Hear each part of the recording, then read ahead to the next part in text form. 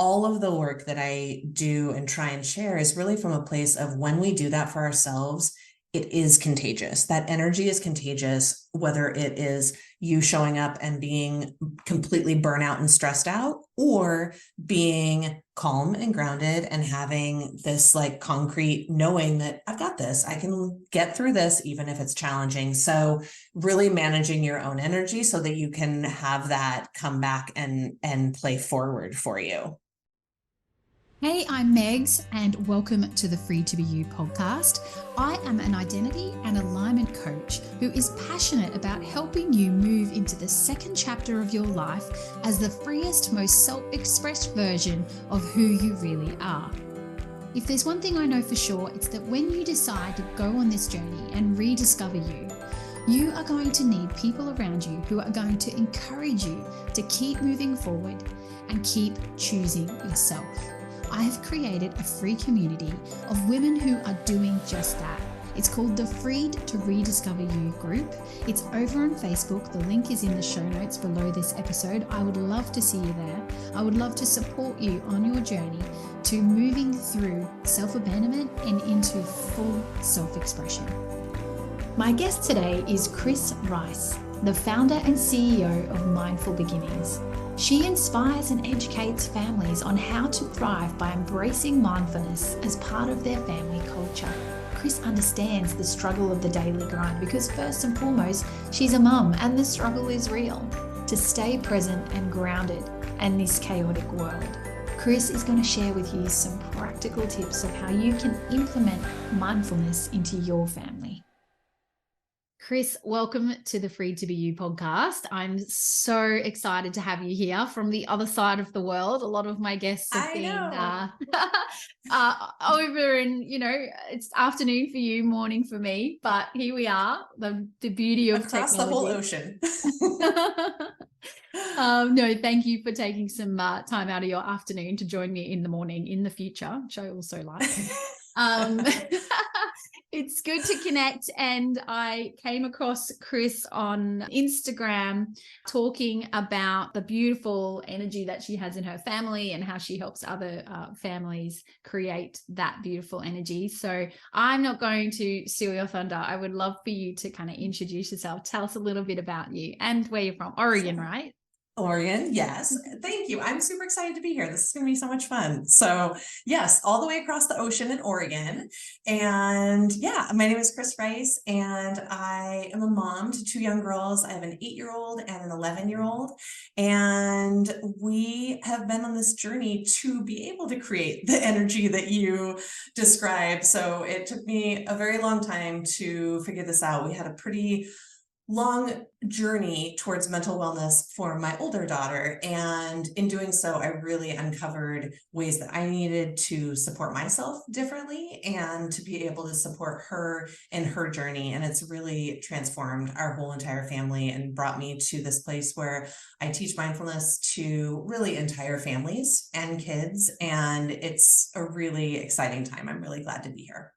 Amazing. Yeah. And it's such a big topic now as well, like mental wellness for kids. And as much as it's something that we need to manage for our families, I find as a mum that we also need to manage our own mental health in order to be able to be there for our family. Yeah. Yeah. So talk to me a little bit about when you say mental wellness for your children. I mean, what are you referring to sort of specifically? Like, how did you get into that space with your daughter? Like, what was the catalyst?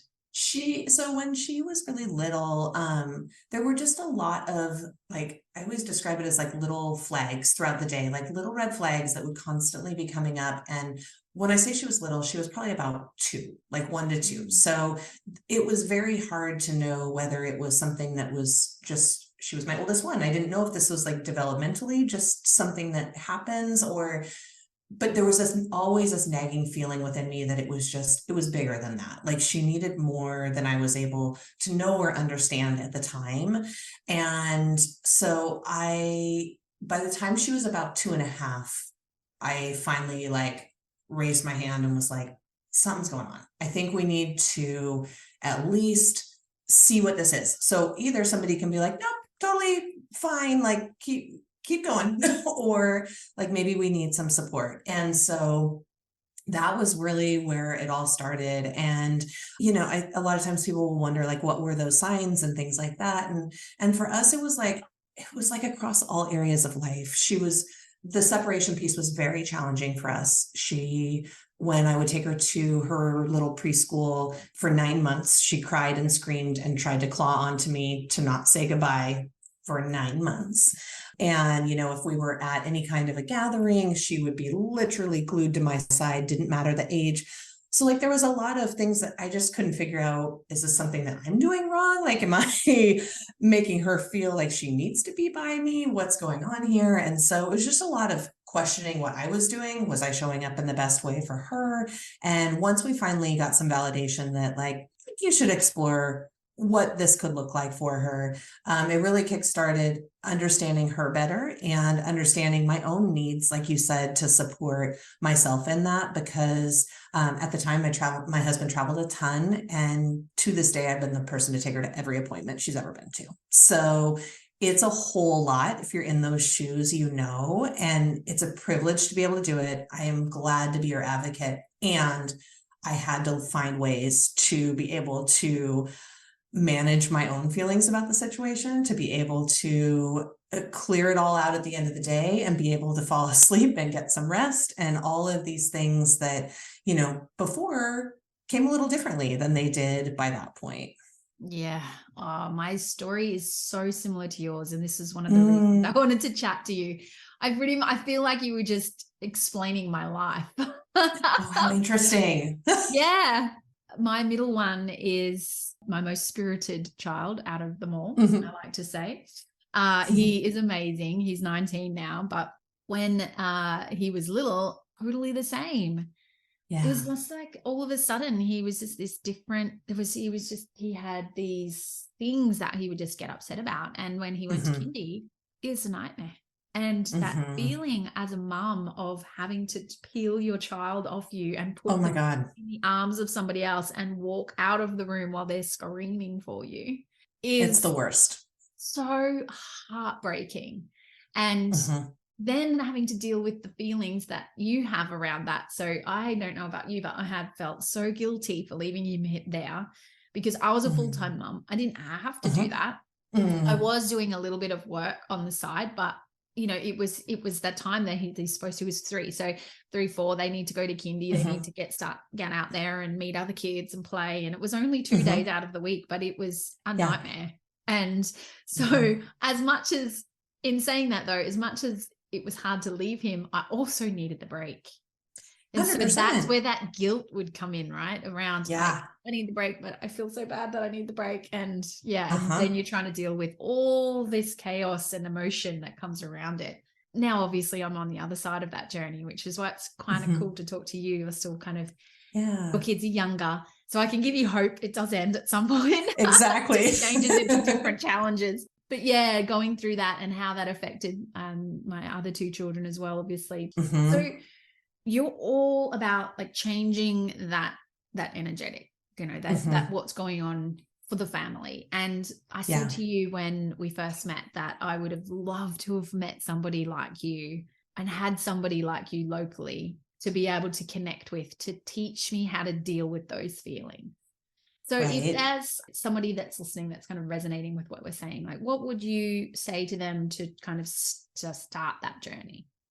I would say that you always have to find like your one tiny baby step to take, and it has to be for yourself. So my one that I did, because if I was in those shoes that I was in 10 years ago, I would be like, great, a baby step of what? Like, I don't know what to do. And so I started it by, the days were so chaotic and they were so like all consuming that I had to be able to at least start my day from a place of feeling like grounded and calm in my own body, because I needed quiet, but it was like impossible to have quiet in the house. And so my baby step was to get up before other people, and before everyone else in the house, I would get up. And at the time my kids got up so early, it was like, I don't even know, like 5 o'clock or something. It was disgusting. And I was like, you know what though? I'm going to give myself 10 minutes before they get up. I'm going to have some of my coffee. Nobody's going to talk to me and ask me anything.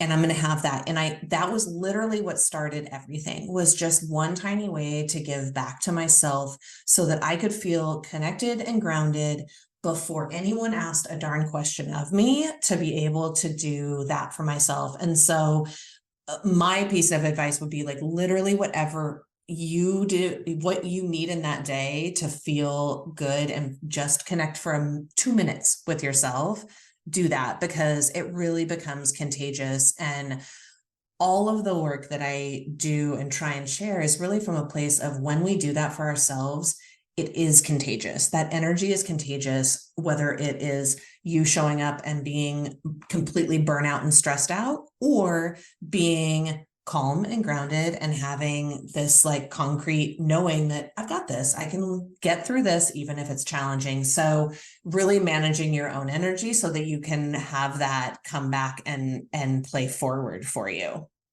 That's so true. I found that with him as well, that if I wasn't calm, he would pick up on that. He was so much, and still even now as an adult, like, so much more sensitive to my energy. And in particular me as his mum, than anyone else. And I found the pressure of that though. You know, I had to be, and even now when we get in a conversation about something serious, I have to be so aware of how I'm showing up, and the hidden energy that I don't even like, if you're not conscious of it, that you are putting out, that they pick up on, because they're so hypersensitive. That can trigger them and then change the whole conversation. Totally. Right. Totally. And so when they're little, obviously they, you know, that's a meltdown. It looks totally different. That the thing that really helped me, and I agree with you there, is making sure that I had an outlet of something for me.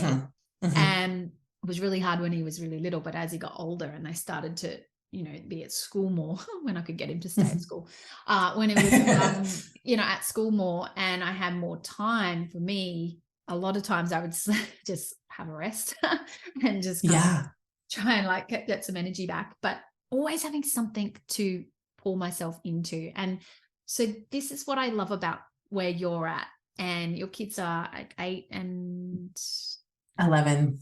Got it right.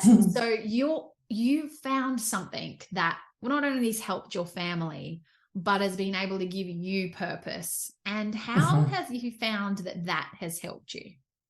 I think it validated what I knew. So like, for context, I didn't come from a family that meditated or did yoga or did all of these things that I happened into and love now. And so I was very much like a people pleaser, where I was like, I think I'm going to do this stuff, but not talk about it for sure. Like, I don't want people to make fun of me. I don't want them to think I'm strange. Like, I'm just going to keep these things to myself.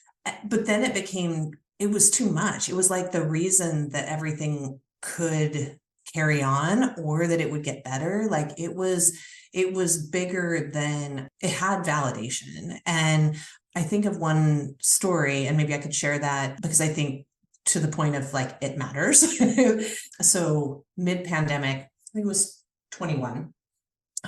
We were obviously in the thick of everything, and her mental wellness was just so low, as so many kids were, but it just became, it was like a pressure cooker, that like, it was kind of tenable. It was kind of okay. And we could be like, nah, we're fine, until it was just, I mean, but we also didn't know what to do. So it was like so hard, but also had no answers, and everything's shut down. What do you do? And so I came across a doctor on a podcast, of all things. And I listened to her, and I was like, she's my person. Without a doubt, I know she's my person. She was across the country from us. There was nothing about it that made sense, but she finally had a similar approach to supporting mental health that I had, of like, let's get to the root cause. Let's understand what's going on. So we literally flew across the country. We did a brain map for her, all these things. I can certainly go into it if you want to, but the point is, when we're all through with that, we got the root cause of what was going on, which was amazing. And B, she literally looked at me and said, I hope you know you rewired your daughter's brain through the mindfulness practices that you shared with her. And I will never forget it, because until then I was like, I know these things work. I think these things work. I think they work. I should keep doing them. But like, there was nothing obvious that was saying like, yes, it's making a difference, especially for her. For me, it felt I could feel the difference, but I couldn't see that in an 8-year-old, And so that was really what took it to, you know what, I'm not sitting on this anymore. I'm not going to pretend like it doesn't matter to me. These things matter, and we should all be talking about it. We should all be aware of it, because you don't have to go put yourself on medication. You don't have to go do some of these things that are a lot more risky, or side effects or things like that. There's a lot that you can do as a caring, involved parent that you just might not even know. And that, I mean, if I can shortcut it for somebody, that would be my one goal. Definitely. And, the thing is, when you go down the traditional, let's call it traditional route with this stuff, that's the first thing they want to do is numb it out of them. And even for us, if we were to go to talk to a doctor about feeling mentally unwell, or, not feeling ourselves or whatever, they would want to do that. They would want to go at least band-aid the symptoms, and then we can kind of, go from there. And I definitely had that journey with him, and it was the worst 12 months of my life because they're just not there. So I love that. And so now that you are putting this stuff out there and you're here, and I love that, because I know that there's going to be moms that are listening that have a whole range of ages of children. And this is so common now, not just like we're talking about the mental wellness or mental health for kids, but ADSD and ADHD and all the labels that, all the acronyms. Yep. They're so common, even for adults. And I think that it's important that we realize that we do have a lot of inner wisdom, which is essentially what you've tapped into, is your own sort of inner wisdom, and what you felt your child needed and what you felt you needed, and then had that validated, which I love for you. So I think that this is where we are very similar. And I really want people to understand, especially mums, to understand that your journey is unique. Even though we have similarities, our journeys are unique. And there's a lot of wisdom that can be gained from looking back and unpacking that and discovering what you can give back to the world. Yeah.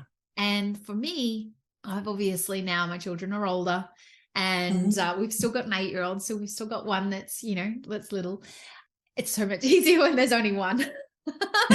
When there was 3 of them, it's totally different.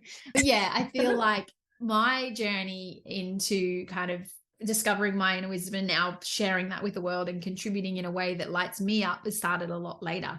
I love for you that it's happening while your kids are small, because not only do you get to have that for yourself, but your children get to have that version of you as well. Because what I find is it can be, and it was for me, so consuming that we abandon ourselves.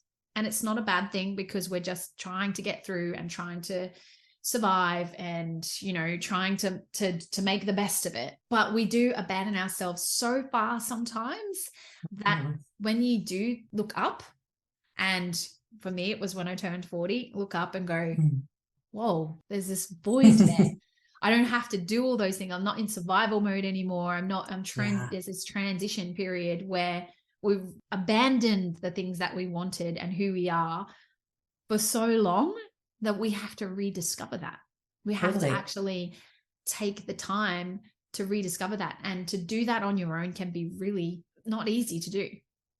And so like, where do you start, right? Right. And so therefore some people never do it.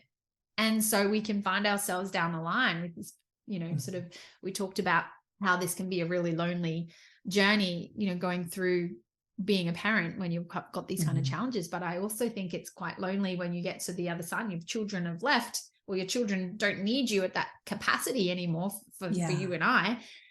And then you've got, that can be lonely too. So we need to fill Yeah. that space with something that lights us up. So coming back to my point, I love that you are doing that now and that you don't to go through that abandonment of who you are. You're Mhm. discovering who you are through your journey. And I'm so excited for you for that. Thank you. I appreciate it. Yeah, I'm excited too. It's cool to have the timing of it is really fun too, because they're old enough to kind of understand it. And, I do some in-person workshops for elementary age kids. And so, I'll be like, hey, do you want to come along? Or there's just like a level of being involved, which is, I didn't think about that before, but is really gratifying. And I feel really fortunate that we have that like shared experience that they get to see it from the start too. Yeah.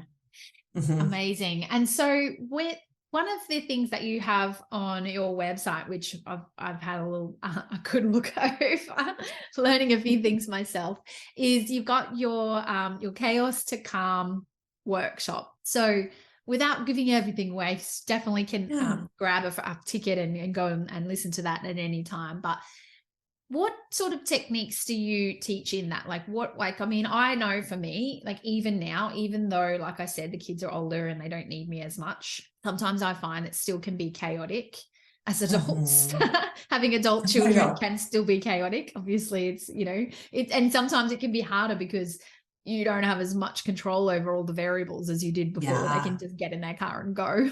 It's terrifying. But what are some of the strategies and techniques that you teach in that particular workshop? Because that one really resonated with me. No, thanks for asking. I mean, I always come at it from a thought process of where we were when we were totally buried, of like, I want to connect with myself. I need to have some tools to come back to this. I always call it like soul care, like really caring for yourself as a person. It's not like a spa day. It's like the things that really connect to who you are. So I'll always come up with just different ways, kind of like the morning routine piece, you hear it a million times, but like giving people really concrete ways to put it into action. And in my workshops, I always like to focus on just really simplistic tools and resources so that people know, A, it's been tried before. Like I'm never going to share something that I haven't vetted and tried and literally still do 10 years later. So I feel like there's a level of trust there. Somebody else who's been in your same shoes and said, I did it then, I'm doing it now, I promise it works. And, tools that you can try that don't require like going out and buying some device or buying like something to be able to start. There is like no barrier to entry. I'll always give tools where it's like, hey, I do this practice. You just have to set your alarm clock or like whatever it is, so that I always want folks to be able to walk away and be like, okay, I remember that one thing she said, and I'm going to try that tomorrow, So that's always sort of the lens that I look from is, I know you're overwhelmed. I know that that's probably what brought you in. So I'm going to make it as literally as simple and efficient as possible. Yeah. And so what are some of those things that you would suggest people do? Let's see. Well, the hardest one that I always throw out is asking for help. Yes. Because we all avoid that at all costs. And in all reality, usually have so many more people, resources, whatever it is available to us than we're actually willing to ask for. So it's things like that, reframing how you might think about that. Maybe that makes you feel super guilty. Maybe that you just don't feel worthy of asking for that support. But in reality, maybe just asking for your own mom to come over and help you fold laundry that day. Like that's going to give you time and space to yourself and she's going to feel good from helping you. So I'd say that's usually like one of the harder ones or that hits home, but things like that, things like waking up in the morning, maybe even trying like a guided meditation. It's all things that you can start from a really, really tiny perspective, and then you can build on them as you see that it works. But my whole approach to this level of supporting yourself is always, you don't want to throw it all out. You don't want to overhaul your whole life. Nobody can do that. It's not sustainable. So what are the like 1% shifts that you can pivot in each and every day, because you know what? If you do that at the end of the year, you're probably going to be like, holy cow, I don't recognize my life. Like it really did shift. So that's how I've done it for myself. And I've seen so many people really just shift their mindset about it and be able to give back to themselves and feel better again, reconnect with themselves. So important. And I think that's one of the biggest things when I talk about self-abandonment. It's really just about not giving yourself any time to actually look after you, to care for what you need in the moment, or to fill your own cup. No, you can't. And it has to be in those meaningful ways. Because I think, when we look outside of ourselves for like, what are other people doing to care for themselves? And you're like, oh, they're getting their nails done, or they're going and doing these things. And you're like, oh, maybe that's it. But in reality, like when you're in that sort of like triage mode, that's not what you need. You literally need to go walk in nature and feel grounded again, or whatever that might be. I think there's just so many resources that are available to us. It's again, just like having somebody be like, hey, what about these three? You can try these three things. So then you can start from there. Cause I acknowledge that, even just like our brains can't think when we're in that space. It's you're in fight or flight. You're just trying to make it through. And so it's unrealistic to think that you could have the time to scour the internet to come up with your next thing you should do for yourself. Give yourself a break, have someone hand it to you and give it a shot. And I would say if it's not what you like, then at least that tells you something too. That's not the worst thing. You don't like that. Maybe you find your next right thing. Yeah. And it is about finding what's right for you. Because I know for me, the first time I tried to meditate, my brain is so active. Like even when I'm asleep, I think it's still going. I really do find like meditating in the sense that you would imagine meditating looking like really difficult, like sitting still, closing your eyes. My brain goes, let's party when I do that. So what I found is I usually like putting music on. Yeah. So if the kids come over, or my partner comes home and the music is on, it's kind of my version. It's like, this is me giving back to me. And when I have time, not so much the last couple of months because it's been winter here. We don't have winter like you, I know, but we've had to put jumpers on the last few months. So I'm on the Gold Coast, so it's beautiful here. Walking on the beach, just getting my feet in the sand and in the water. Oh my gosh. Sun on the face and just I love the beach. I really do find that that's kind of my happy place. It's a place where I don't know, I feel like my worries wash away. So yeah, I think that we do need to find our own version of that, what aligns with us, and give ourselves time to think, to just actually if your brain is going to go, let it go. Like don't try and control it. And that's one of the things that I've found with learning how to find my own way to calm myself down and regulate my nervous system is my brain's not going to stop. And if I try and make it stop, it just goes harder. So now I just let it go. Totally. I just kind of let it go where it wants to go, let it wander. And eventually I feel like that calmness sort of come over me. But yeah, you're right. We do have to find what it is that grounds us. So that's super important. And so I know that you're working on a few things at the moment. So talk to me a little bit about, because obviously, I mean, people that listen to my podcast are all over the world. I think we're so blessed to have this platform to be able to connect. It's amazing. And reach people who, like I said to you, I would love to have come across someone like you when I was going through my journey with them when they were smaller. I found you now, so I'm good. I know, likewise. Yeah. So what are you working on at the moment? I know that it's something that we could all access, which I'm very excited about. No, I'm really excited. So I'm not sure exactly when this conversation is coming out, but come September, I am launching 2 new virtual workshops. So I host these twice a month and I love them. They're such a fun time to just be able to connect and have a conversation. I always share things like we were talking about for the Calm to Chaos, just really tangible things that you can take away and explore on your own. So I have the chaos to calm is more geared toward a parent who's looking to create more inner peace and calm for themselves. And of course, spread that out. And then also I have one called Frazzled to Freedom, which is focused more on fellow parents who are in that space of raising kids that are seeking mental wellness, and really some tangible tools that I explored with my daughter, still explore to this day, and are really those tools that have rewired her brain and my brain, like I said earlier. So those are 2 workshops that I have. And then I've got a couple of digital courses that are actually coming out really soon. So I'm excited to share those too, but those are not out yet.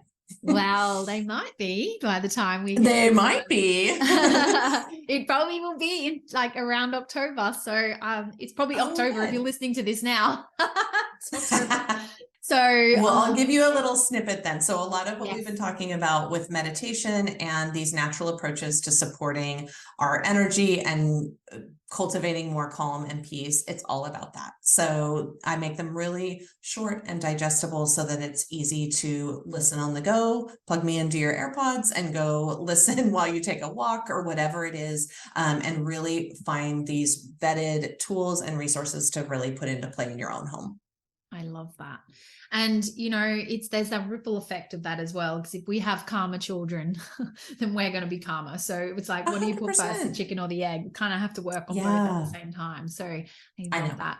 Amazing. So I'm going to ask you one last question. So what would you say is the one thing that you would want a parent or a mum listening to this to take away today, if they're feeling like this conversation really resonated with me and I know that I need to be calmer. I know that I need to find ways to perhaps connect more with my children or my child.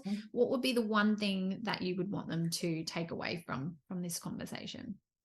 The first word that popped in my head was permission. I think it's really hard to give ourselves that permission to go and say there's a problem or I'm not happy with how it is right now, and B, to just explore what that could be. We just don't know how it could be different until we try something different. And so giving yourself that permission to just be messy and explore and have some curiosity about it, literally that's all I had to begin with. I had nothing other than my curiosity and like a hope that it could be different. So I hope that might give you the same permission to do that exact same thing.